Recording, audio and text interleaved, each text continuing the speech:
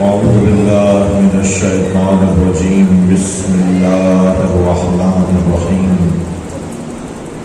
الحمد لله الذي لا يبلغ مدحته القائلون ولا يحصي نعماءه العادون ولا يؤدي حقه المجتهدون الذي ليس لصفته حد محدود ولا نعت موجود ولا وقت معدود ولا أجل ممدود فترى الخلائق بقدرته ونشر الرياح برحمته الصلاة والسلام على الرسول المسدد المصطفى العمجد المحمود الأحمد سيدنا ومولانا ومولى الكونين جد الحسن والحسين علي والقاسم محمد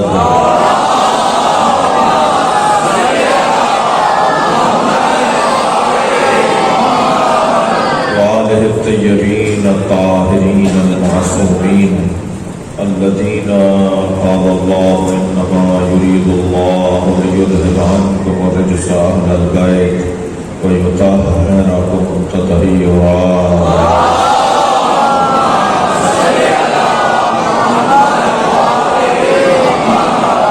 ولعنة الله على أعدائهم أجمعين من يوم عداوتهم إلى قيام يوم الدين أما بعد قال الحكيم في القرآن الكريم بسم الله الرحمن الرحيم وقال الرسول يا رب إن قومي اتخذوا هذا القرآن مهجورا سوا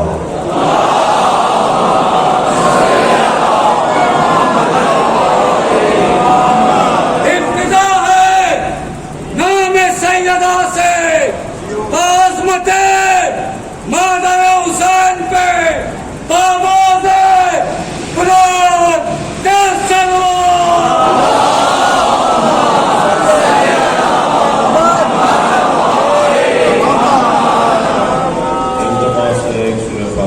تین مرتبہ سورہ اخلاص حاضرین مجلس کے مرحومین اور خاص طور پر اس سے روزہ مجالس منعقد ہوئی ہیں ذاکرین سید الشہداء امام حسین علیہ السلام مرحومین یعنی علامہ منتظر عباس نقوی اسلام آباد، علامہ طالب جوہری اور علامہ ڈاکٹر ضمیر اختر نقوی اور کل لاہور کے بزرگ عالم دین جناب علامہ قاضی نیاز حسین نقوی کی رحلت ہوئی ہے۔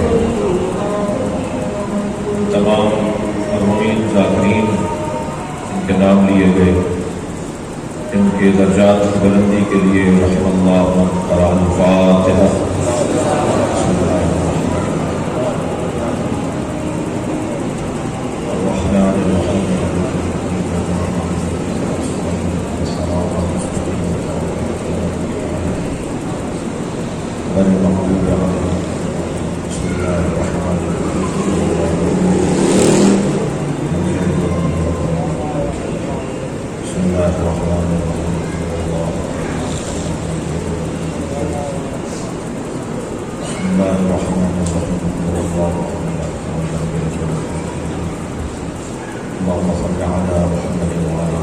حاجات کی برابری کے لیے تمام بیماروں کی شفایابی، بے روزگاروں کا روزگار، مسافروں کی منزل، پریشان حال لوگوں کی پریشانیوں سے نجات، جناب جعفر بھائی گرامی صاحب کی صحت کاملہ، جعفر بھائی صحت یاب رہیں گے تو اس طرح کی مجلسیں ان کے حصے کی جو ہے ان کے حصے کی مجلسیں ہیں جو انہوں نے طے کی بھی ہیں وہ جاری و ساری رہیں گی۔ جعفر بھائی کی صحت کاملہ کے لیے بھی بلند تر صلوات۔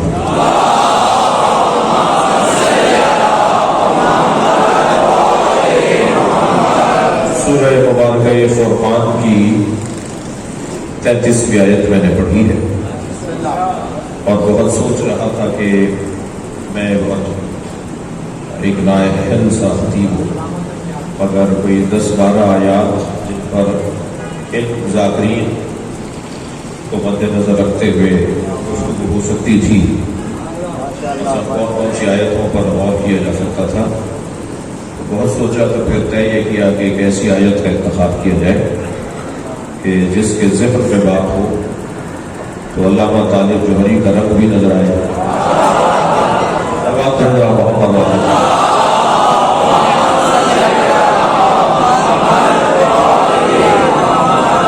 اور ہمارے ذاکرین شخصیات جن کے سال ثواب میں مجلس ہے، وہ سب 2 عنوانوں کو محور گفتگو قرار دیتے تھے، ایک کو قرآن کہتے ہیں اور ایک کو اہل بیت ہے۔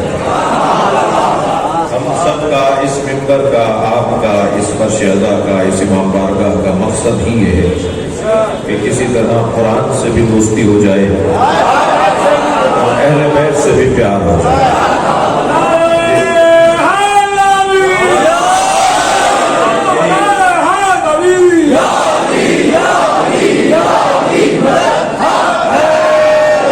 یہ سارے سامعین مجلس جو اس وقت بیٹھے ہیں اور جو کسی اور دنیا میں بیٹھ کر سن رہے ہوں گے، ان سب کا ایک ہی نقطہ ہے، ایک ہی ہدف ہے کہ کسی طرح سے قرآن سے دوستی ہو جائے اور اہل بیت سے پیار ہو جائے۔ اور یہ اللہ نے ہمیشہ ہدایت کے لیے 2 ہی چیزوں کو قرار دیا ہے۔ ہر زمانے میں نبی کے ساتھ کتاب، کوئی سنگین کام کرنا ہو تو دونوں ہاتھ، مکمل دیکھنا ہو تو دونوں آنکھیں، صحیح سننا ہو تو دونوں کان، صحیح پہنچنا ہو تو دونوں پیر۔ جب ہر کام میں 2 ہیں تو پھر ہدایت میں 2 کیوں نہیں ہوگا؟ صلوات پڑھ ذرا محمد و آل محمد۔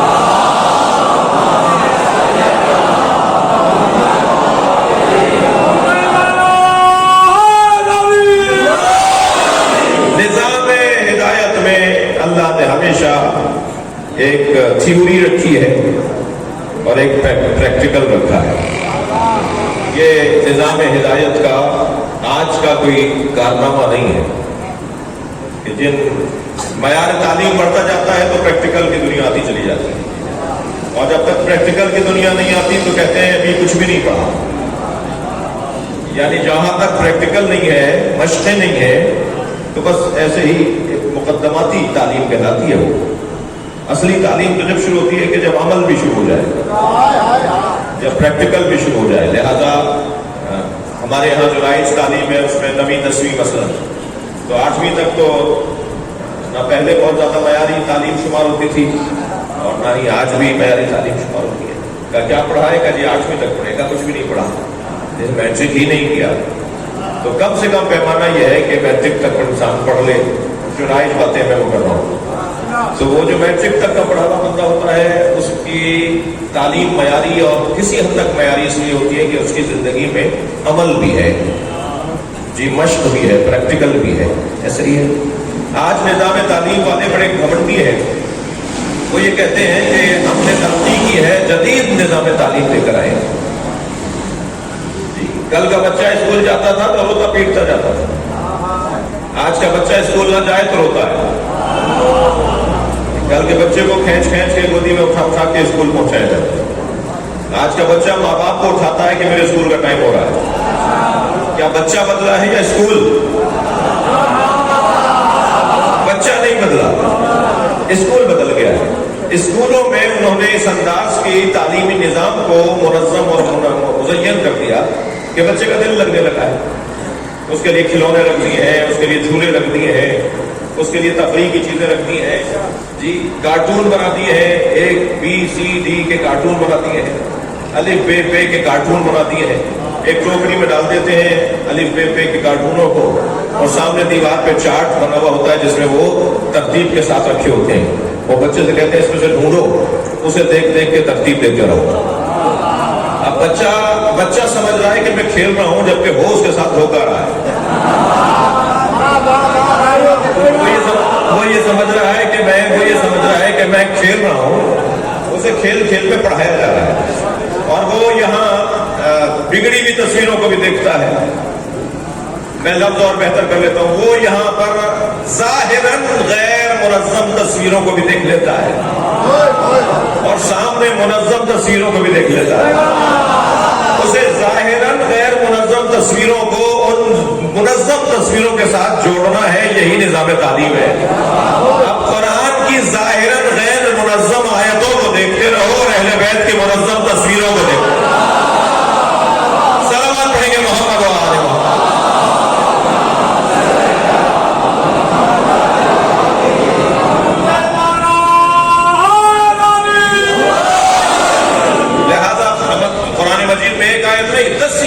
ایسی آپ کو ملے گی جسے پڑھنے کے بعد ایک مرتبہ گھبراہٹ سی ہوتی ہے کہ اس آیت میں اس بات کا اور اس بات کا کیا ربط ہے, یعنی پہلی آیت کا دوسری آیت سے کیا ربط ہے, اور بعد اوقات ایک ہی آیت میں دو باتوں کا ربط نہیں ہے. سورہ مبارکہ مائدہ کی 66ویں آیت میں جو جانور پہاڑ سے گر کر مر جائیں, سینگ مار کر ایک دوسرے کو مار دیں, ان پر دیوار گر جائے اور مر جائیں اور وہ مردہ ہو جائے, تو اللہ نے کہا ان کا گوشت کھانا حرام ہے. اور یہ کہنے کے بعد فوراً کہا الیوم اکملت لکم دینکم, آج میں نے تمہارا دین مکمل کر دیا. بھائی جانوروں کے, مردہ جانوروں کے کھانے کے ساتھ غدیر کا کیا تعلق ہے؟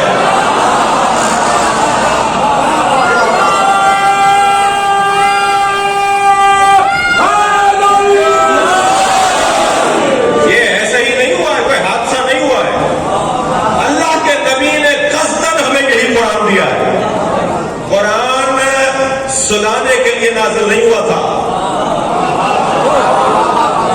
قرآن جھل جھل کے لوریاں سنانے کے لیے نازل نہیں ہوا تھا. تم قرآن پڑھو گے تو تمہارا دماغ بھی بیدار ہوگا, ضمیر بھی بیدار ہوگا. ایک مرتبہ پڑھتے پڑھتے انسان پریشان ہو جائے گا کہ یہ کیا بات ہو گیا, ابھی تو کچھ بات ہو رہی تھی, ابھی یہ کیا بات ہو گئی. یہ اس طرح کی آیات کو آپس میں جوڑ کر اے یا نساء النبی, یا نساء النبی لستن کاحد من النساء, کاحد من النساء, اے نبی کی بیویوں تم اور عورتوں کی طرح نہیں ہو. خبردار گھر سے نکلنا تو چادر پہن کے نکلنا, دوسروں سے بات نہ کرنا, باہر نہ نکلنا, یہ نہ کرنا, وہ نہ کرنا. انما یرید اللہ لیذھب عنکم الرجس اہل البیت. اس آیت کے ساتھ اس آیت کا کیا تعلق ہے؟ صلوات پڑھنا محمد و آل.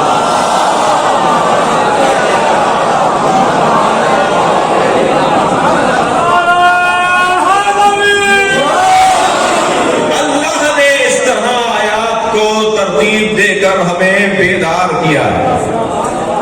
حادثات زیادہ تر موٹر وے پر ہوتے ہیں. جن رستوں پر اسپیڈ بریکر ہوتے ہیں وہاں حادثات نہیں ہوتے. عزیزان گرامی, جہاں ایک رفتار سے اور تیز رفتار سے گاڑیاں چل رہی ہوں وہاں حادثہ بھی اتنا ہی خطرناک ہوتا ہے. اور جہاں بار بار گاڑی آہستہ اور تیز کرنا اور روکنا منظر بن رہا ہو تو وہاں حادثات بھی کم ہوتے ہیں. ہر کچھ آیتوں کے بعد اللہ نے ہمیں سونے سے بچایا ہے. پڑھتے پڑھتے سو نہیں جانا. صلوات پڑھے محمد و آل.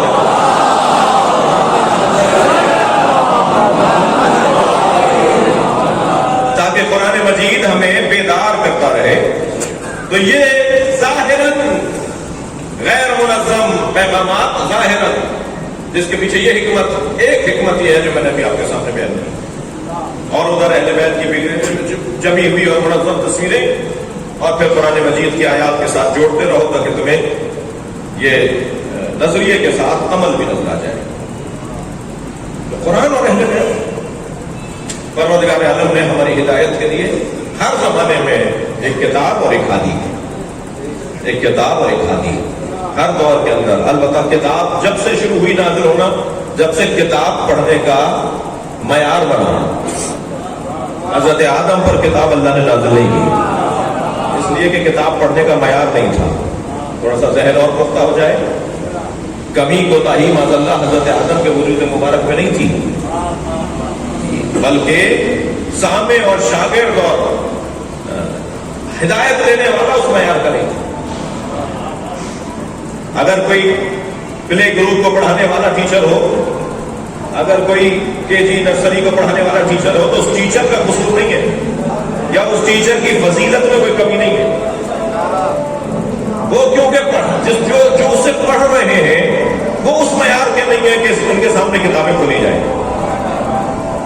تو عملی دنیا میں اور مشقیں کروا کر ہی سمجھا پاؤں گا. تو ہر دور میں اللہ نے ایک کتاب اور ایک ہادی نازل کیا، ہادی بھیجا. جب معیار فہم بشر کمال پر پہنچا تو پروردگار عالم نے معلم بھی اتنا ہی باکمال بھیجا. یہ جہاں عظمت بے سطح مصطفیٰ، جہاں عظمت مصطفیٰ ہے، جملہ محسوس کریں گے، بے سطح مصطفیٰ، بے سطح سرکار دو جہاں، جہاں عظمت سرکار دو جہاں ہے، وہاں امت مصطفیٰ کی بھی فضیلت ہے. یہ ہر زمانے کے بھیجے ہوئے ہر زمانے میں نہیں بھیجے جا سکتے تھے. معیار اونچا ہو، ذرا سمجھنے والے بہتر ہو جائیں. جی هو الذی بعث فی الامیین رسولا منہم، وہ اللہ جس نے امیوں میں رسول کو بھیجا. کیا مطلب ہے؟ ان پڑھوں میں، یہ کچھ ان پڑھوں نے ترجمہ کیا ہے. ان پڑھوں میں نہیں بھیجا، امیوں میں بھیجا ہے، یعنی اصلیوں میں بھیجا ہے، معیاریوں میں بھیجا ہے، علی اور ابو طالب میں بھیجا ہے، خدیجہ الکبریٰ میں بھیجا ہے. وہ جو علم اور فہم کے اندر کمال کے لوگ تھے ان میں رسول بھیجا. امی یعنی اصلی، امی یعنی جیسے تھے ویسے ہی.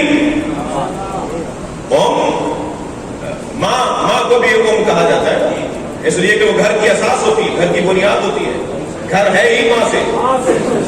مکے کو ام القریٰ کیوں کہا جاتا ہے؟ اس لیے کہ سب سے پہلے اللہ نے جب زمین بنائی تو مکے کی زمین بنائی، اور پھر زمین جب پھیلتی چلی گئی تو اتنی ہو گئی جتنی آج آپ کو نظر آ رہی ہے.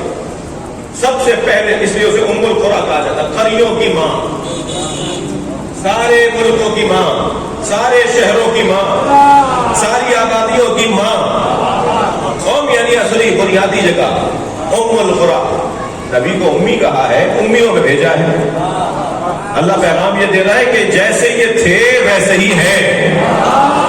بھائی ربیع الاول کا مہینہ اور 12 ربیع الاول گزار کر ہم مجلس کر رہے ہیں، جیسے تھے ویسے ہی ہیں. یہ تو آپ کوئی کون پوچھے کہ یہ کیسے تھے؟ کس سے پوچھیں کہ کون کیسے تھے؟ تو ہمیں کہیں اور جانے کی ضرورت نہیں ہے، ہم اللہ ہی سے پوچھ رہے تھے کہ یہ کیسے تھے. تو ارشاد حضرت اہلیت ہوا انک لعلی خلق عظیم. مگر نہیں، میں آپ کو ایسے ترجمہ کر کے نہیں گزروں گا. اس آیہ کریمہ کا ترجمہ کیا جاتا ہے انک لعلی خلق عظیم. بے تحقیق ہم نے آپ کو اخلاقیات کے اعلیٰ درجوں پر فائز کیا. میں اس ترجمے سے متفق نہیں ہوں. انک لعلی خلق عظیم، ہم نے بے تحقیق آپ کو اخلاقیات کے اعلیٰ درجے پر فائز کیا. میں اس لیے اس سے متفق نہیں ہوں کہ یہاں خلق عظیم نہیں ہے جو اخلاق کے مادے سے ہو، یہاں خلق جو تخلیق کے مادے سے. ترجمہ یہ نہیں ہوگا کہ ہم نے آپ کو اخلاقیات کے اعلیٰ درجے پر فائز کیا. ترجمہ یہ ہوگا ہم نے تخلیق میں آپ جیسا کسی کو نہیں بنایا، آپ جیسا بنایا ہی نہیں ہے. صلوات پڑھیں محمد و آل محمد.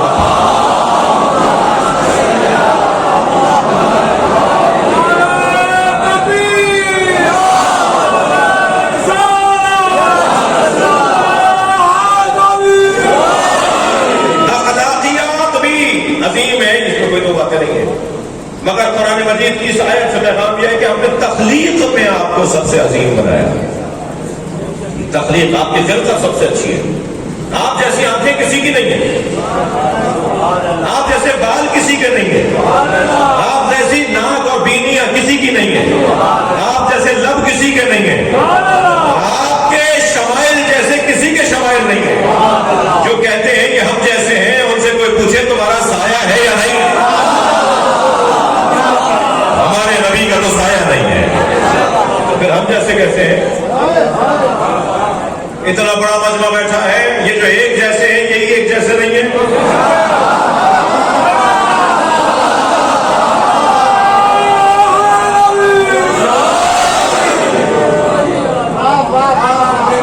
اور جو ہے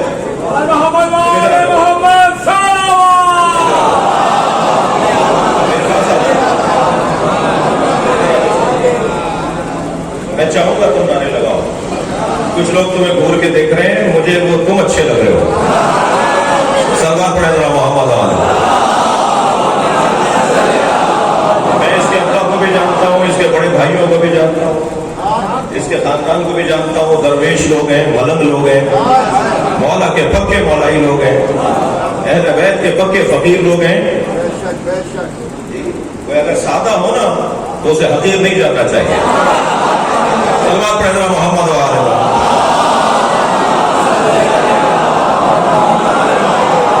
इससे बुलंद और बेहतर सलवात नबी।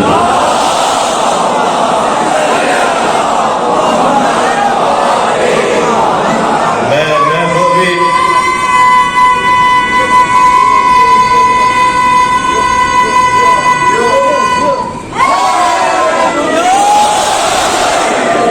मुझे नारों की जरूरत नहीं है, मजलिस का तकाजा है। ये हिंदुस्तान और पाकिस्तान का मिजाज है। मजलिस Bahrain, लुबनान, Qatar, Oman, Iran, Iraq में नहीं हो रही। मजलिस पाकिस्तान के शहर कराची के इलाके हुसैनाबाद में हो रही है। सलवात पढ़ा मोहम्मद वाले।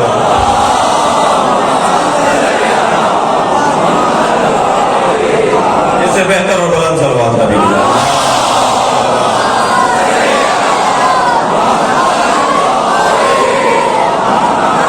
है बहस और गुफ्तगू ये है अज़ीज़ान गिरामी के अल्लाह ने अपने हबीब जैसा किसी को नहीं बनाया। ये कौन बताएगा कि नबी कैसे बने? या अल्लाह बताएगा या अली बताएगा? अच्छा, ये कोई शिर्क नहीं हो गया? खबरदार कोई जल्दी उठ के नहीं जाए, आधी मजलिस में से कोई ना जाए। अगर मैं कह रहा हूं कि नबी को अल्लाह ने कैसा बनाया, ये अल्लाह बताएगा या अली बताएंगे, तो दलील भी देने जा रहा हूं। अल्लाह खालिक मुस्तफा और अली मुस्तफा के साथ बनाए। अना व अली मिन नूर वाहिद, मैं और अली एक ही नूर से तो बने। अल्लाह ने नबी के नूर को टुकड़ा किया तो अली बना। अल्लाह कैसे नहीं बना सकता था? नबी के नूर को अलहदा बना देता, मौला अली के नूर को अलहदा बना देता। ये नबी के नूर को टुकड़ा करके अली क्यों बनाया? भाई अल्लाह को तो पता था ना कि मेरी मखलूक का मिजाज क्या है। जब ये कमालात को देखते हैं तो बहकने लगते हैं। तो कहीं अल्लाह ना बोलते मैं टुकड़ा कर देता हूं, तो टुकड़ा हो जाए, मोहल्ला नहीं होता।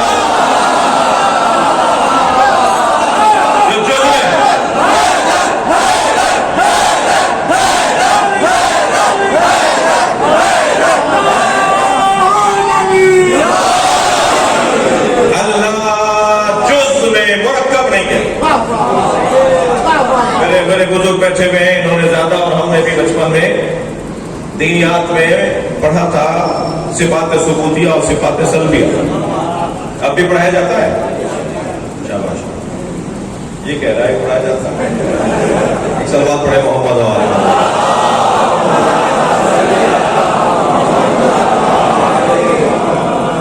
सिफात सुबूतिया और सिफात सल्बिया।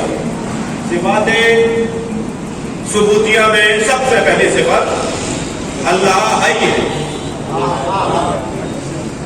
फिर अल्लाह कदीम है, फिर अल्लाह कादिर है, फिर अल्लाह आलिम है। ये सिफात सुबूतिया में।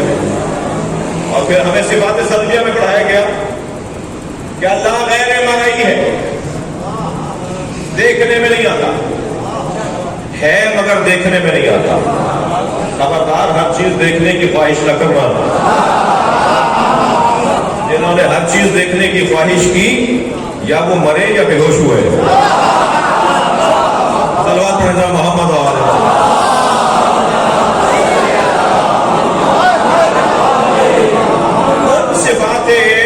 उन सिफाते सल्बिया में से एक सिफत यह है कि अल्लाह मुरक्कब नहीं है। अल्लाह मुरक्कब नहीं है। ये माइक मुरक्कब है, ये मिंबर मुरक्कब है, मैं आप हम सब मुरक्कब है। अल्लाह के अलावा जो है वो मुरक्कब है।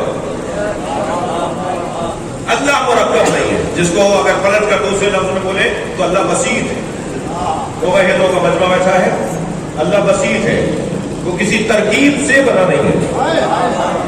ایک چیز کو دوسری چیز میں ملائیں گے تو پھر وہ تیسری چیز ملائیں گے، چوتھی پھر ایک اور چیز بن جائے گی، پانچویں ملائیں گے ایک اور بن جائے گی۔ تو جیسے جیسے ترکیب کرتے رہیں گے ایسے ایسے ایک چیز بنتی چلی جائے گی۔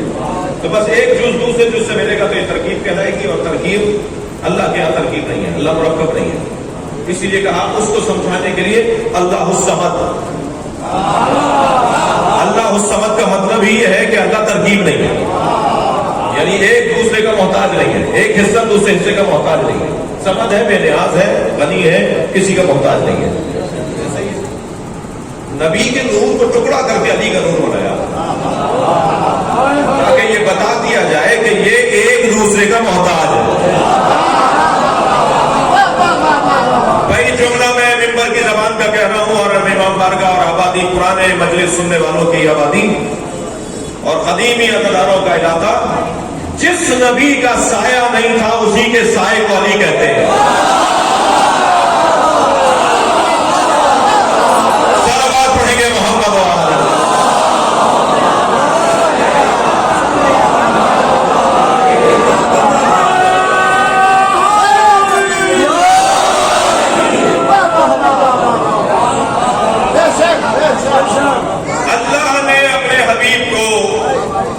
مجمع میں میرے سنی بھائی بھی تشریف فرمائے۔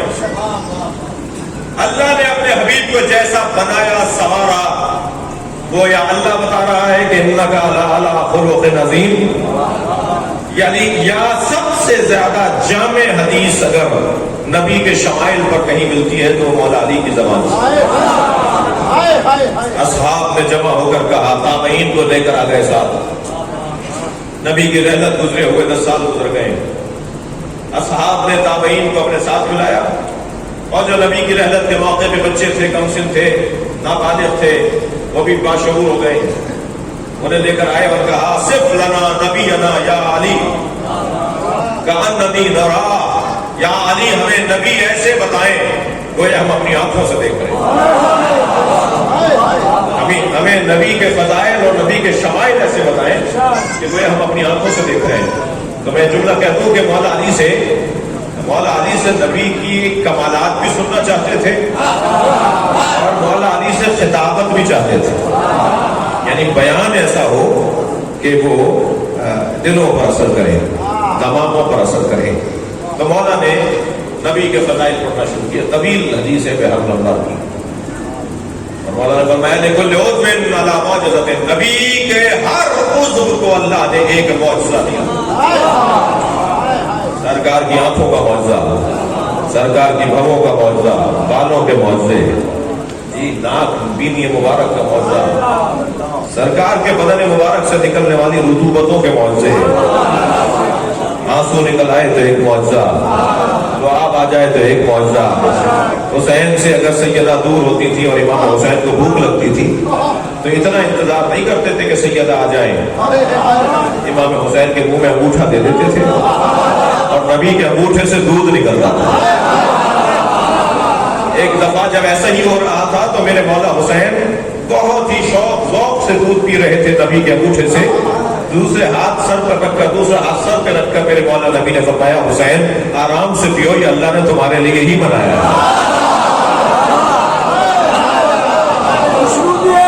امام حسین علیہ السلام بلند ترین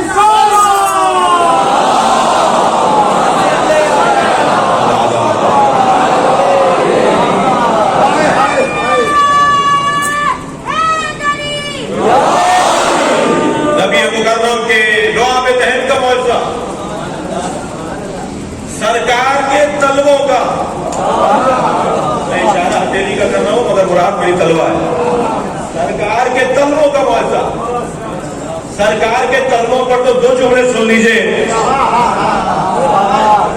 نبی جب معراج پر گئے تو سوچا کہ اللہ نے کسی سے جوتیاں اتروائی تھی، میں بھی اتار دوں، فوراً آواز آئی جوتیوں سمیت آؤ۔ جب سرکار جوتیوں کے ساتھ معراج پر گئے تو اس منزل کو اللہ इरशाद फरमा रहा है, वहुवा बिल उफुकिल आला, मेरा नबी सबसे बुलंद जगह पर था। इससे ऊंची जगह ही नहीं है जहां मैं किसी को लेकर गया हूं, जहां मेरा नबी गया। तो मेरे नबी सबसे ऊंची जगह जूतियों के साथ थे। तो मुझे कहने दीजिए, सारी कायनात नबी के जूतियों के नीचे।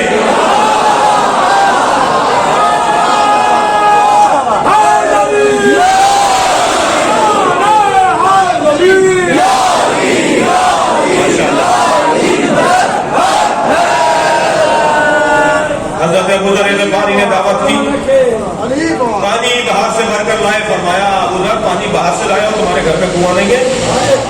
फरमाया, या रसूलल्लाह मेरे घर का कुआं कड़वा है। फरमाया, तुमने मुझे क्यों नहीं बताया? सरकार कुएं के मुंडेर पर बैठ गए और पैर कुएं में लटका दिए।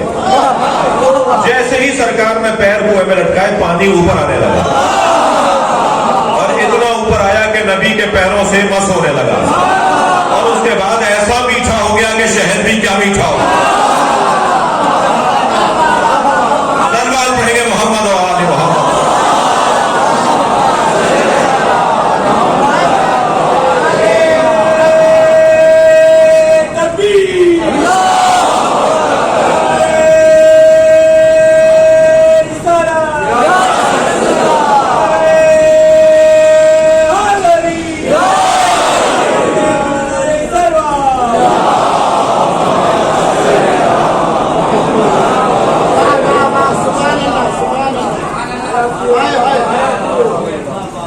मेरा दिल कर रहा है कि एक मंजिल और आ गया है। नबी के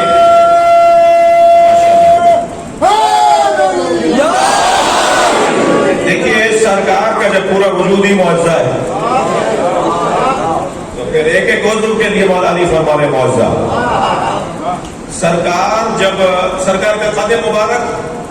अच्छा, मैं इन बच्चों और जवानों से कहूंगा कि जैसे जैसे बुजुर्गों की रहलत होती जा रही है, ऐसे ऐसे खतरा बढ़ता जा रहा है।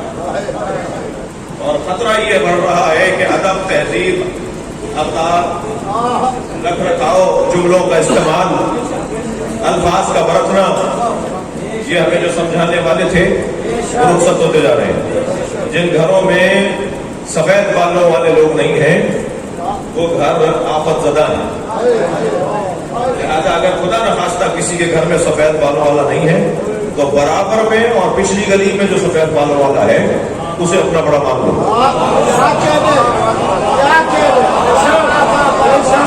कोई टोकने वाला, कोई समझाने वाला, कोई डांटने वाला। महल्ले का बुजुर्ग सारे महल्ले के बच्चों का बुजुर्ग होता है। ऐसा नहीं कि तुमने मेरे बच्चे को क्यों डांट दिया। बच्चे के अब्बा बोले कि आपने क्यों नहीं डांटा,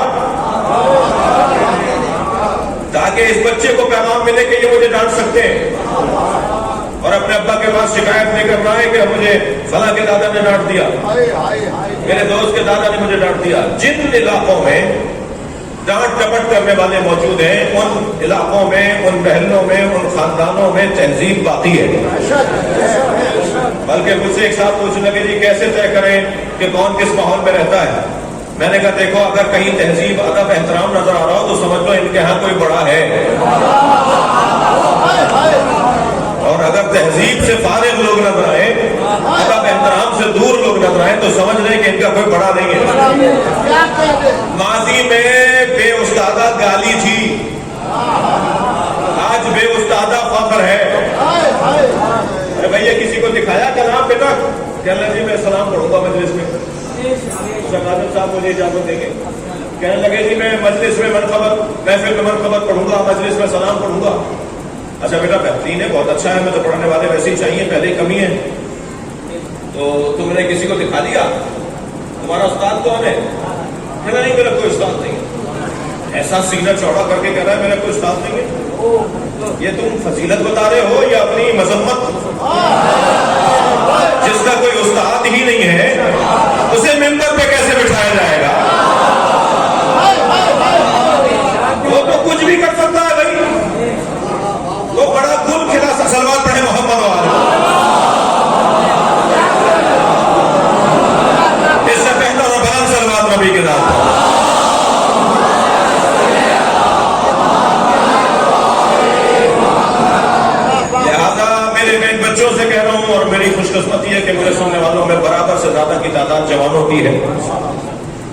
اپنے گھروں میں بڑے ہمیں نہیں ہے خدا نخواستہ تو محلے کے بڑوں کو بڑا ماننا ہوگا، اس میں ہمارا اپنا فائدہ ہے۔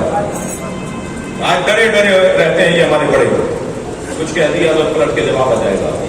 انہیں اگر غلط بھی ڈانٹ رہے ہو نا تو شکریہ ادا کریں، ہاں حضور آپ صحیح کہہ رہے ہیں، ان کو خوش کر دو 2 منٹ کے لیے۔ اگر وہ غلط بھی کہہ رہے ہو تو ان کو شرمندہ نہ کرو تاکہ انہیں دوبارہ حوصلہ ملے ڈانٹنے کا۔ عزیزان گرامی، امر بالمعروف اور کسے کہتے ہیں؟ اگر معاشرے میں برائیوں سے روکنے والے نہ ہوں اور اچھائیوں کے دعوت دہندہ نہ ہوں تو پھر معاشرہ خراب ہو جاتا ہے۔ توجہ کر رہے ہیں؟ نبی مکرم، میں نے جملہ کہا اسے تھوڑا سا اور بہتر کر لوں، جملوں کا استعمال، ادب اور تہذیب، آداب اور رکھ رکھاؤ، اقدار اور تہذیب کا خیال رکھنا۔ ایک جوان میرے پاس آیا کہ لگا مولانا ہمارے استاد پروفیسر صاحب آج کلاس میں کہہ رہے تھے مولا علی کا قد چھوٹا تھا۔ میں نے کہا تم کلاس میں کل جا کے کہنا استاد آپ کا قد چھوٹا ہے۔ میں نے کہا تمہارے استاد چھوٹے ہیں۔ یہ لفظ مولا علی کے لیے نہیں بولا جائے گا۔ مولا علی کا قد چھوٹا نہیں تھا، مولا علی کا قد لمبا نہیں تھا۔ بات بھی ہو گئی اور ادب بھی رہا۔ سلوات پڑھیں گے محمد و آل محمد۔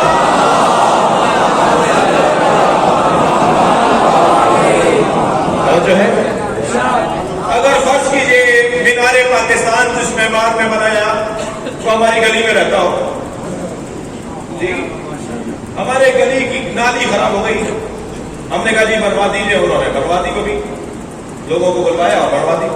اب کہیں کو ہمارے ساتھ تھے تو کسی نے پوچھا یہ کون ہے تو میں کیا کہوں گا؟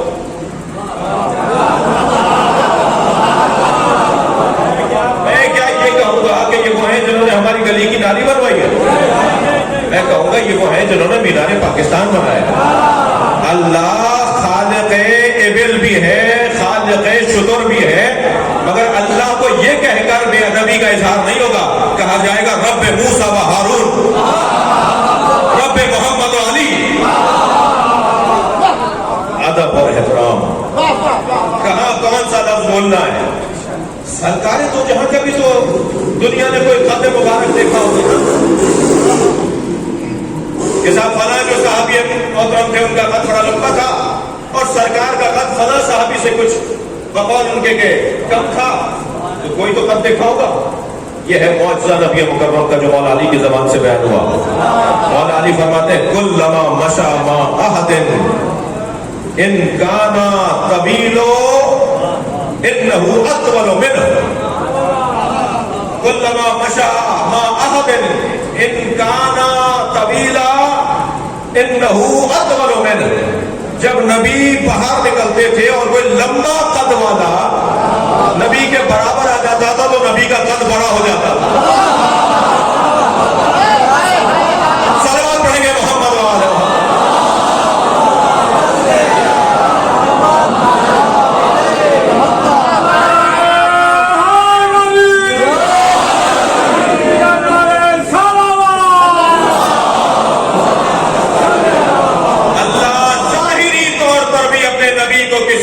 قد چھوٹا نہیں دیکھنا چاہتا، ہر حال میں بلند قامت، ہر ایک سے بلند قامت۔ یہ معجزہ نبی مکرم کا۔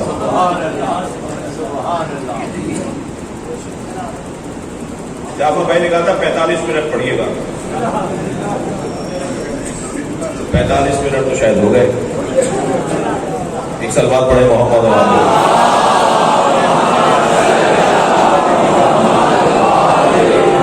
اس سے بہتر اور بلند سلوات ہے۔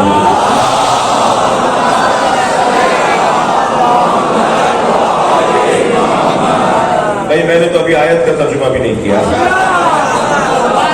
یہ تو ناانصافی ہوگی نا کہ 45-50 منٹ پڑھ گئے اور آیت کا ترجمہ بھی نہیں کیا۔ شاید ایسے ہی بس آیت پڑھ دی تھی کیا، تو یہ مقدمے میں اتنا وقت گزر گیا۔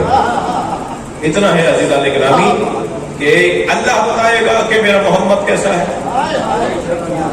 یا علی بتائیں گے کیونکہ ان کے ساتھ بنے کہ سرکار کا وجود کیسا ہے۔ ہمیں عصر مصطفیٰ چاہیے. ہم جب مجلس میں بیٹھتے ہیں تو اتنی دیر کے لیے عصر رسول میں چلے جاتے ہیں، اور جتنا بار بار عصر مصطفیٰ میں جائیں گے اتنا ہی سالم مسلمان بنیں گے، صحیح مسلمان بنیں گے. تو ہر کچھ مدت کے بعد ہمیں عصر مصطفیٰ میں جانا ہے، اور اس کا بہترین ذریعہ یہ مجلس ہے. قائد اعظم محمد علی جناح رحمۃ اللہ علیہ سے کسی نے پوچھا جب پاکستان بننے کو تھا، بن رہا تھا، بن چکا تھا، تقریباً پاکستان کا اعلان ہونے والا تھا، کسی نے پوچھا آپ سنی ہے یا شیعہ؟ قائد اعظم نے بے صاف کا فرمایا عصر مصطفیٰ کا مسلمان ہو، عصر مصطفیٰ کا مسلمان. تو عصر مصطفیٰ میں ہم جتنی دیر مجلس میں محفل میں ہوتے ہیں اتنی دیر عصر مصطفیٰ میں پلٹ جاتے ہیں. ہمیں نبی چاہیے بھائی، ہم ان کی امتی ہیں، ان کا کلمہ پڑھنے والے ہیں، انہیں خاتم مانتے ہیں، ان کے بعد کوئی نبی نہیں ہے. قرآن ان پہ نازل ہوا، آخری نبی وہی ہے، انہی کا دور ہے. تو ہمیں نبی چاہیے، تو کہاں سے ملیں گے، کیسے ملیں گے؟ فرض ہے محال نہیں ہے. فرض کیجئے آپ کے اس بڑے چوراہے پر دو بڑی گاڑیوں میں تصادم ہو جائے، اللہ نہ کرے، مثال سے علاوہ کچھ اور نہیں ہے، اور دونوں گاڑیوں کے ٹکرانے سے ایک آواز، ایک دھماکہ، ایک شور، اور جنہوں نے ٹکراتا ہوا دیکھا اور جنہوں نے حادثہ ہوتے دیکھا انہوں نے دیکھا کہ 10 آدمی مر گئے، 20 آدمی زخمی ہو گئے. ایمبولینس سے کوئی کسی کو لے گئی، کہیں لے گئی، کسی کو کوئی سی ایمبولینس کہیں لے گئی. اور وہ جیسے ہی یہ شور مچا اور لوگ جمع ہوئے اور لوگ آبادیوں میں جانے لگے اور بتانے لگے اور پھر بعض لوگ دیکھنے کے لیے آنے لگے، تو جو اس موقع پر موجود تھے وہ ایک بیان دیں گے، جو مثال 2 گھنٹے بعد آئیں گے وہ کوئی اور بیان دیں گے، جو 6 گھنٹے بعد آئیں گے وہ کوئی اور بیان دیں گے، اور کوئی اگر صبح حادثہ ہوا اور رات کو پہنچا تو کوئی اور بیان دے گا. واقعہ ایک ہی ہے، بیان مختلف ہوں گے. اس کی وجہ یہ ہے کہ منظر مختلف تھے، کوئی بہت پہلے سے آیا ہوا تھا، کوئی شروع کا آدمی تھا، کوئی درمیان میں آیا، کوئی آخر میں آیا. ہمیں نبی چاہیے، کس سے ملیں گے؟ اب کوئی نبی کا 10 سال کا ساتھی ہے، کوئی سرکار کا 2 سال کا ساتھی ہے.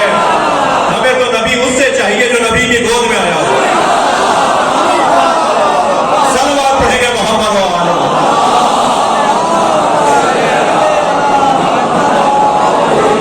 اور اس وقت تک نبی کو چھوڑ کر نہ گیا ہو جب تک کہ غسل و کفن نہ دے دیا، اور وہ مولا علی کے علاوہ کوئی اور نہیں. بہت کچھ ملا، سب کچھ ملا، اچھا ملا، مگر علی جیسا نہیں. ہمیں نبی کا زمانہ اور نبی کی سیرت اور شمائل اور حضرت کے فضائل چاہیے. اور خوش قسمتی ہے میرے محترم سننے والوں آپ کی، ہماری، کہ ہم امت مصطفیٰ میں ہیں، جس میں ہونا آرزو کرتے تھے حضرت ابراہیم. کاش میں امت مصطفیٰ میں ہوتا. اور علامہ اقبال فرماتے ہیں در دل مسلم مقام مصطفیٰ آب ہوئے ماں زنام مصطفیٰ. مسلمان کے دل میں مصطفیٰ بستے ہیں، اور اسی وجہ سے مسلمان کی عزت ہے. 1-2 مثالیں ہوئی تو پورے پاکستان میں ریلیاں نکلنا شروع ہو گئی، پورے پاکستان میں تکفیری نعرے بلند ہو گئے، شیعوں کے خلاف ایک ماحول بنانا شروع کر دیا. البتہ میں یہاں اللہ کا شکر ادا کروں گا کہ اس نے ہم پہ کرم کیا ہے. میں تو ڈھونڈتا تھا کہ پاکستان میں یزید کا حمایتی کون ہے.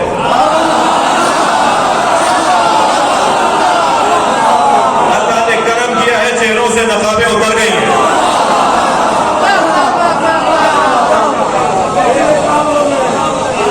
ایک دو مثالیں ہوئی اور وہ بھی مثالیں ہم سے پوچھو، ہم اس کا جواب دیں گے، ہم دفاع کریں گے.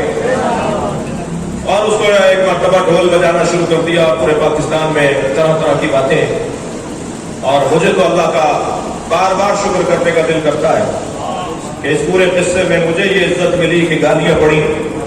اور جب پرسوں پھر ایک صاحب نے پھر کچھ کہا ہے، تو بڑا نام ہے کراچی کا، تو میں کہہ رہا تھا اس کو سب سنتا ہوں نا تو کہتا ہوں کہ مولا آپ کا کرم ہے میرے اوپر، کم سے کم مولا علی کے مریدوں میں تو ہوں.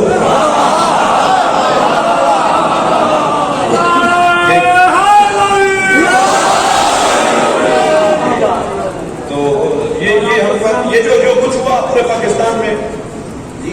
نہیں نکل رہا. نبی کی توہین ہوئی ہے فرانس میں, کوئی ریلی نہیں ہے, کوئی احتجاج نہیں ہے, اور اتنی بڑی توہین دنیا کے اندر, اتنا پہلی دفعہ ہوا ہے کہ کسی ملک کا سربراہ اسے آن کرے. اب تک جو توہینیں ہوئی ہیں وہ عوام میں ہوئی, لوگوں نے کی, لیکن ایک مملکت کا سربراہ کہے کہ ہاں صحیح ہوا ہے, میں نے کیا ہے, میں کروں گا اور بار بار کروں گا, ایسا کبھی نہیں ہوا تھا پہلے. تو آپ کو تو فرانس کے سفارت خانوں پہ جا کے بیٹھ جانا چاہیے تھا, مگر کوئی آواز ہی نہیں ہے, کچھ کہا ہی نہیں جا رہا. اس کا مطلب یہ ہے کہ وہ جو کچھ ہو رہا تھا وہ درد امت میں نہیں ہو رہا تھا. اور میں کچھ کہوں, وہ جو کچھ ہو رہا تھا وہ مسئلہ صحابیت نہیں تھا. عزیزان گرامی, خوب پتا ہے کہ کون ریال لیتا ہے اور کون ڈالر لیتا ہے. اس ملک کے حالات خراب کرنے کی کوشش کی گئی, لیکن الحمدللہ آپ نے, ہم سب نے مل کر 3 ہی نعروں میں جواب دیا. حسینیت, یزیدیت, پاکستان. اس کے علاوہ ہمارا کوئی نعرہ ہی نہیں ہے.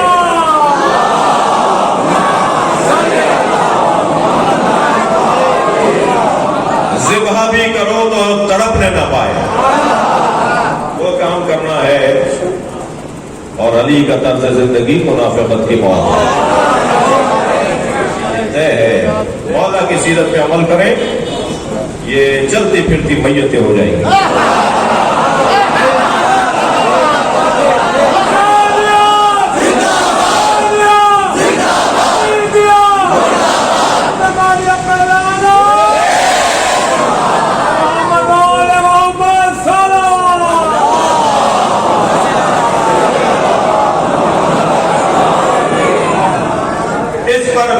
ملت جعفریہ, اس پر غور کریں ملت جعفریہ کہ فرانس کے سفارت خانے کے باہر والے روڈ پہ جشن عید میلاد النبی منایا جائے.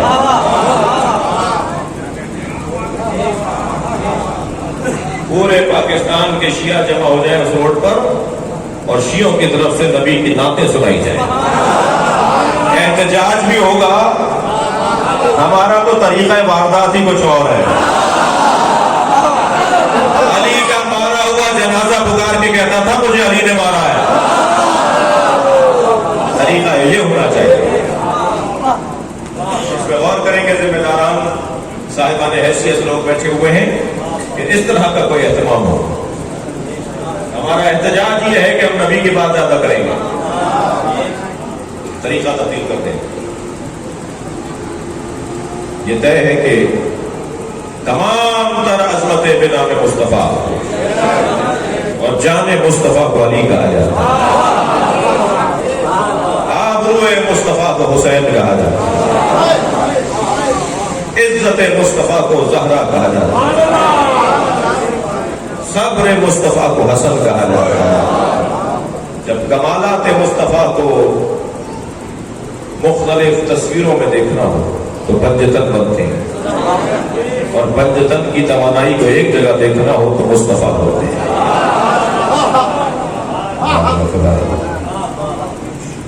وقال الرسول یا رب انا قومی اتخذوا هذا القرآن مہجورا.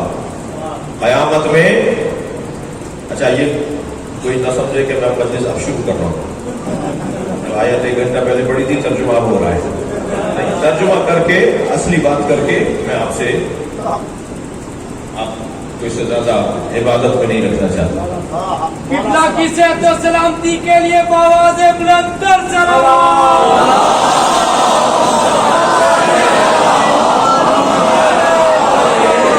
آپ سب کی صحت و سلامتی کے لیے اس سے بلند تر صلوات.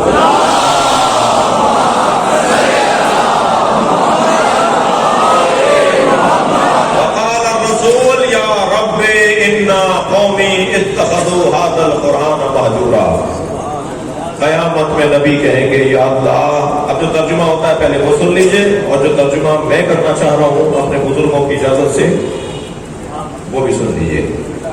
قرآن سورہ مبارکہ فرقان ارشاد ہو رہا ہے کہ قیامت میں نبی شکایت کریں گے اللہ سے، یا رب انا قومی اتخذوا هذا القرآن مہجورا، اے اللہ میری قوم نے قرآن کو چھوڑ دیا۔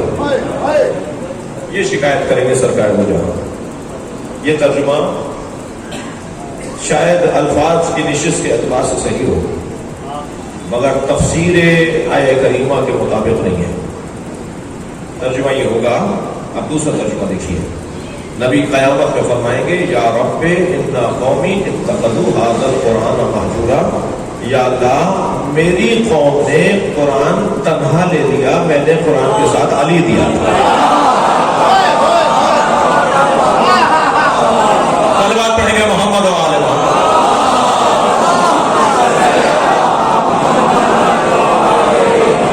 اس سے بہتر اور بلند صلوات پڑھیں گے۔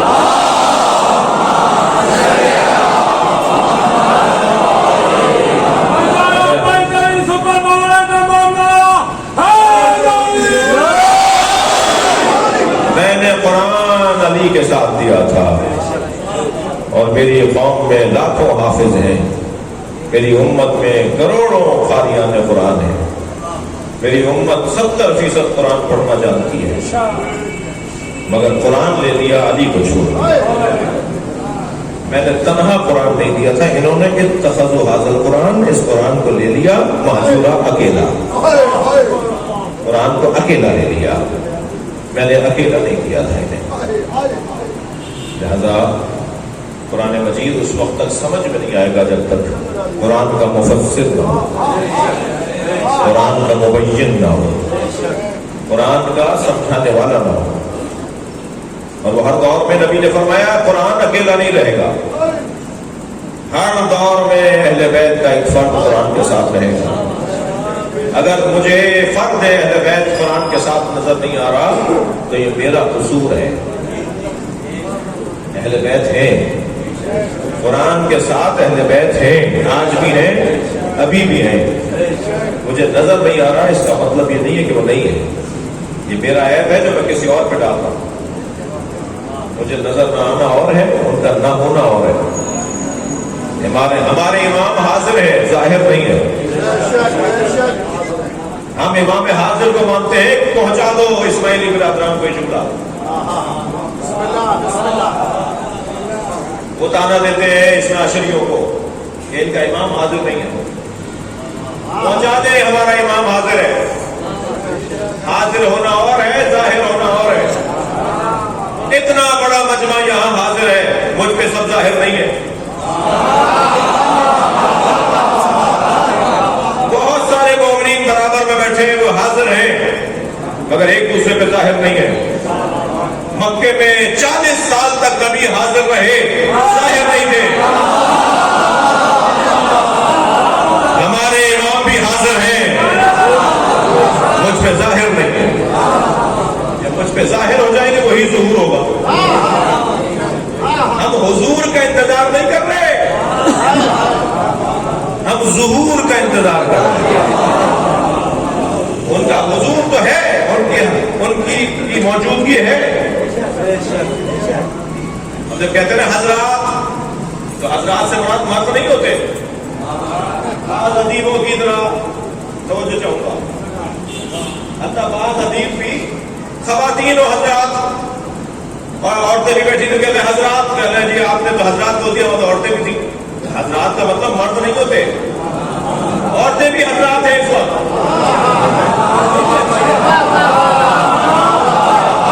سلام کہنا محمد و آل محمد۔ معمولی سی اردو ہے کہ بولنے نہیں آتی بہتوں کو، اور ماشاءاللہ بہت کچھ ہوتے ہیں۔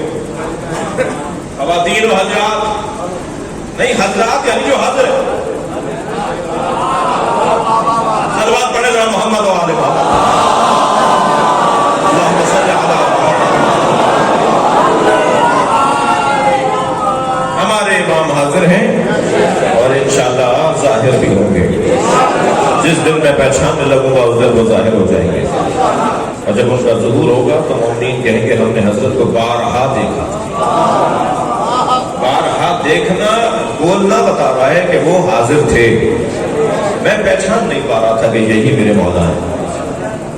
جب وہ جو حجاب معرفت ہے نا وہ ہٹ جائے گا تو میں پہچاننے لگ جاؤں گا. ہمارے جنازوں میں آتے ہیں, ہمارے یہاں مجلسوں میں آتے ہیں, ہمارے یہاں محفلوں میں آتے ہیں, ہماری پریشانیوں میں.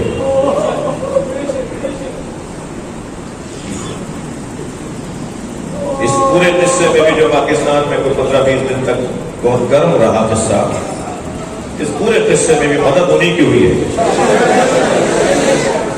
ان کی مدد ہوئی ہے. انہوں نے کرم کیا ہے, ہمیشہ کی طرح ہم اکیلا نہیں چھوڑا, جیسے ہمیشہ ہمیں سب ہمارا ساتھ دیتے آئے, اور فرمایا ہے خود کہ اگر ہم نہ ہوتے تو دنیا تمہیں ختم کر دیتے.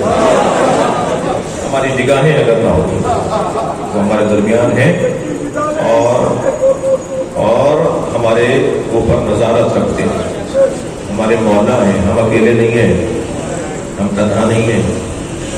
جب ایک پھل کے اوپر کچھ نام چڑھے ہوئے آئے نا تو ہمارے علماء نے کہا کہ 3 دن بعد جواب دیں گے. اب اس نام انار کے اوپر نام چڑھے ہوئے آ رہے, چھپے ہوئے آ رہے تھے قدرتی طور پر, اور اس کی وجہ سے بہت سے لوگ مذہب تبدیل کر رہے تھے. تو ہمارے علماء نے کہا محمدون ثلاثہ کا دور ہے. ہمارے بزرگ علماء نے کہا کہ 3 دن بعد جواب دیں گے. تیسرے دن امام سے توسل کیا, روئے پیٹے, نمازیں پڑھی, عبادات کی. امام نظر آ گئے. امام نے فرمایا انہوں نے ایک سانچہ بنایا ہوا ہے, جب پھل کچا ہوتا ہے تو اس پہ چڑھا دیتے ہیں, جب پھل پکا ہوتا ہے تو اسے اتار دیتے ہیں, تو وہ سانچے کے اندر لکھے ہوئے نام اس پہ چھپ جاتے ہیں. یہ جا کے بتا دو. اور جا کے بتایا تو وہی کچھ نکلا, اور فلاں جگہ رکھا ہوا ہے وہ سانچہ. جب امام نے سارا بتا دیا تو انہوں نے کہا مولا اتنی سی بات تھی تو آپ پہلے دن بتا دیتے. فرمایا تو نے 3 دن کا ٹائم وقت کیوں لیا تھا؟ تو ہمیں ہر آن مدد کرنا چاہتے ہیں. میرا ایمان اچھا ہونا چاہیے. صلوات پڑھیں محمد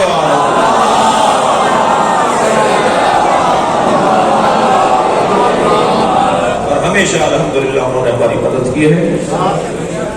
آئندہ بھی مدد ہوگی, مدد ہوتی رہے گی. دروازہ چھوڑ کر نہ جانا, اس سے اچھا دروازہ ہے ہی نہیں. دنیا کی ساری بیماریوں سے شفا وہ ذکر حسین میں ہے.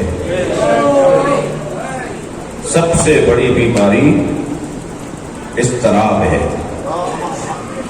نوکری چھوٹ گئی اضطراب, ترقی نہیں ہو رہی اضطراب, پیسے لٹ گئے, ڈاکو لے گئے اضطراب, کاروبار میں نقصان ہو گیا اضطراب, بیماریاں آ گئی اضطراب, طرح طرح کی پریشانیوں میں اضطراب. ساری پریشانیاں جب گھیر لیں, یہ اپنا شبیر جب رونے کا دل کرے, جب دل تمہارا چھوٹا ہو رہا ہو, جب دل تمہارا بجھا بجھا ہو رہا ہو, تو خبردار فقط کے دل حسین, کہیں اور نہیں جانا, حسین پر رو لینا. جب تم حسین پہ رو لو گے تمہاری پریشانیاں ختم ہو جائیں. چلیے اپنے ذہنوں کو ذرا علماء اور دانشوروں اور اسکالروں کی مجلس ترہیم ہے, اپنا ذہن لے چلیے کربلا کے میدان میں. یوں تو امام کے ساتھ جتنے اصحاب تھے سب عالم تھے, سب دانشور تھے. امام کے ساتھ 15 سے زیادہ اصحاب تھے نبی کے, اور ان کے علاوہ بھی جتنے شخصیات تھے سب دانشور, اسکالر, عالم, دانشور, دانشمند تھے. مگر امام حسین نے ایک صحابی کو تو لکھ بھی دیا تاکہ تاریخ کا حصہ بن جائے, سیرت کا عنوان بن جائے. من الحسین ابن علی الى رجل فقیر حبیب ابن مظاہر. یہ حسین ابن علی کا خط ہے جو حبیب ابن مظاہر کے نام ہے. حبیب تمہیں ہماری نبی سے نسبت کا تو علم ہے, تم جانتے ہو کہ میرا نبی سے کیا نسبت کا عنوان ہے. بس اتنا جان لو کہ میں کربلا میں دشمن میں گر چکا ہوں, اور حبیب میرے ساتھ میرے خانوادہ, میرے بچے میرے خانوادے کے لوگ، میرے گھر کے لوگ بھی ہیں، جس سے مراد یہ تھی کہ حبیب میرے ساتھ زینب بھی ہے۔ والسلام۔ حضرت حبیب نے آنکھوں سے نامہ لگایا، چومتے ہوئے گھر میں داخل ہوئے، زوجہ سے کہنے لگے کہ میں بوڑھا ہو گیا ہوں، کیا مدد کروں گا؟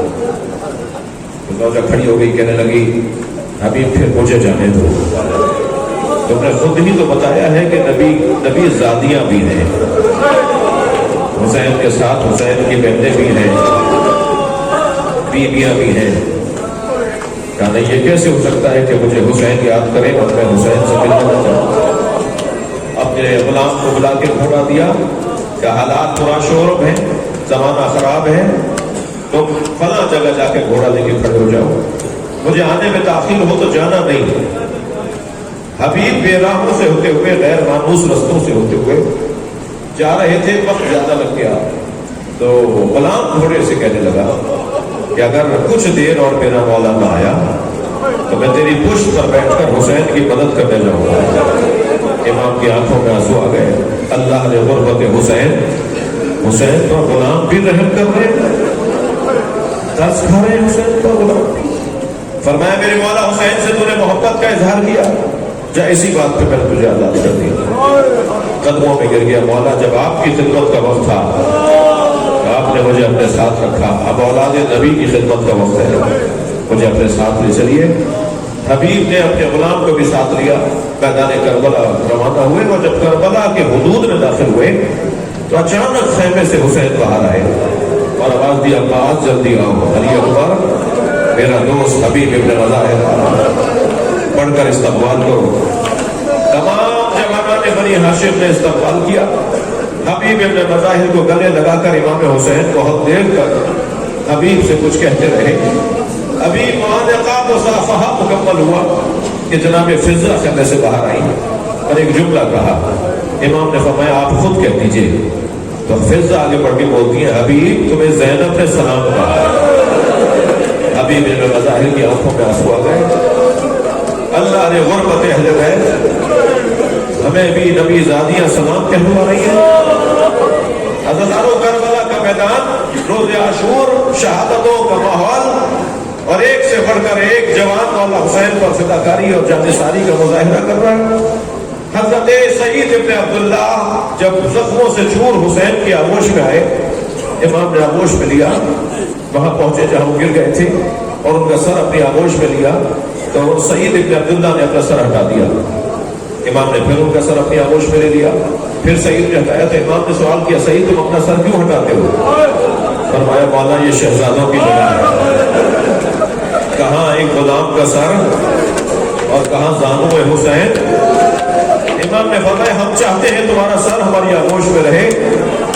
ایک مرتبہ سعید نے مسکرانا شروع کیا، زخموں سے چور ہے، بدن سے خون نکل رہا ہے اور سعید مسکرا رہے ہیں۔ امام نے فرمایا سعید تمہارے مسکرانے کا سبب کیوں ہنس رہے ہو، کیوں مسکرا رہے ہو؟ کہ مولا میرے سرحد رسول اللہ آ گئے، مجھے بشارت دے رہے ہیں، میں اپنی قسمت پر نازا ہوں کہ مجھے نبی لینے آئے ہیں۔ کچھ دیر کے بعد سعید پھر مسکرائے، امام نے فرمایا اب کیوں مسکرا ہو؟ کہ مولا میرے سرحد علی آ گئے، مجھے جنت کی بشارت دے رہے ہیں۔ سنیں گے زدانو، کچھ ہی دیر گزری تو سعید رونے لگے، سعید کی آنکھوں میں آنسو آ گئے۔ فرمایا سعید تمہیں زخموں کی تکلیف ہو رہی ہے؟ کہا نہیں مولا میرے سرحد فاطمہ آ گئی ہے، اس سے کہتی ہے میرے بچے کو بچایا۔ اسی اثنا میں سعید نے کہا حبیب کہاں ہے؟ حضرت حبیب ابن مظاہر کچھ عقب کچھ فاصلے پہ کھڑے تھے کہ امام نے آواز دی حبیب تمہیں سعید بلا رہے ہیں۔ تو حبیب آگے آئے تو سعید نے کہا اپنا کان میرے دہن کے قریب لاؤ، میرے منہ کے قریب لے آؤ اپنا کان۔ تو حبیب جھک گئے، گھٹنے ٹیک کر بیٹھ گئے، اپنا کان ان کے منہ کے ساتھ لگا دیا تو کانپتی ہوئی آواز میں کہنے لگے حسین کو چھوڑ کے نہ جانا، اجرکم اللہ، اجرکم اللہ، اجرکم اللہ۔ حبیب تم سے حسین کو بڑی ڈھارس ہے۔ جب حضرت حبیب کے لاشے پر پہنچے ہیں نا امام حسین تو مرثیہ پڑھا ہے حضرت حبیب کا، اور جو جملے حسین مولا کی زبان پہ جاری ہوئے ان میں سے ایک جملہ یہ تھا، یا اللہ میں گواہی دیتا ہوں یہ حافظ قرآن تھا، یہ قاری قرآن تھا، یہ ایک رات میں قرآن پڑھ لیتا تھا، اور یہ تیرے वही था, हबीब करबला में शहीद हो गए, गिरिया हो गया, आंखों में आंसू आ गए। एक मंजिल और ले लीजिए, सरहाए शौहदा नेज़ों की अनियों पर है, और हर शहीद का सर किसी न किसी के हाथ में नेज़े की अनी पर है। खूनी के हाथ में जो नेज़ा है, कभी वो इमाम हुसैन का सर का नेज़ा लेता है, कभी सर तब्दील कर दिया जाता है और जालिम बदल दिया जाता है, तो हबीब का सर भी खूनी के पास रहा। जब ये काफिला कूफे से निकलकर शाम की राहों पे चला, तो हबीब इब्ने मज़ाहिर का बेटा कासिम इब्ने हबीब खूनी के पास आके कहता है, ये सर मेरे बाबा का है, इसे मुझे दे दे ताकि मैं इसको दफना दूं, इसका एहतराम करूं। कहने लगा, मुझे शाम के दरबार से इनाम मिलना है, क्या वो पैसा मैं देने को तैयार हूं? आखिर नहीं माना, और वे काफिला आगे बढ़ा। तो कासिम इब्ने हबीब ने अपने 10 नौजवान दोस्तों के हमरा खूनी पर हमला किया और सरे हबीब लेने में कामयाब हुआ। और जब सर हाथ में ले लिया ना, तो दोस्तों को दूर से आवाज देकर कहा, जिसका जवान बेटा जिंदा हो, उसके बाप के सर को नेज़े की अनी पर नहीं उठाया जाता। ये आवाज गूंज रही थी, इमाम सज्जाद ने बेड़ियां संभाला, बाबा के सर के करीब आ गए, बाबा ये सच कहता है, मगर आपके बच्चे के हाथों में हथकड़ियां, पैरों में बेड़ियां, मशीयत की पाबंदियां, वरना किसी जवान के लिए गवारा उसके बाप के सर को नेज़े पर। अल्लाह लअनतुल्लाह अला ज़ालिमीन फसयअलमुल्लज़ीना ज़लमू अय्युल मुनक़लबिन। या हुसैन